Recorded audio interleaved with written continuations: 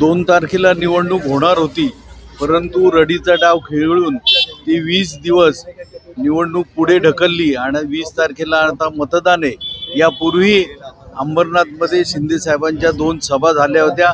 नवचैतन्य निर्माण झालं होतं। शिवसैनिकांमध्ये, कार्यकर्ता पदाधिकाऱ्यांमध्ये उत्साह निर्माण झालेला होता आणि आजही पुन्हा एकदा शिंदे साहेब या अंबरनाथमध्ये जाहीर सभा घेणार आहेत। त्यामुळे मतदारांमध्ये आणि शिवसैनिकांमध्ये निश्चितपणे उत्साहाचं वातावरण आहे।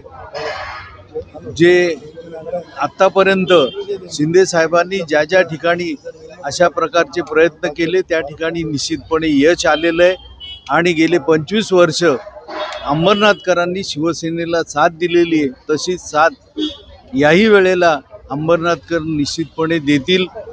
शिंदे साहेबांची सभा 4 दिवसापूर्वीच ठरलेली आहे, त्याच्यामुळे याची पूर्ण तयारी झालेली आहे आणि सभा यशस्वी निश्चितपणे होणार आहे।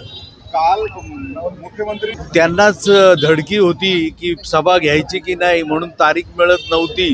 परंतु शिंदे साहेबांची 18 तारखेला सभा होणार आहे अगोदरच 4 दिवसापूर्वी जाहीर झालं होतं।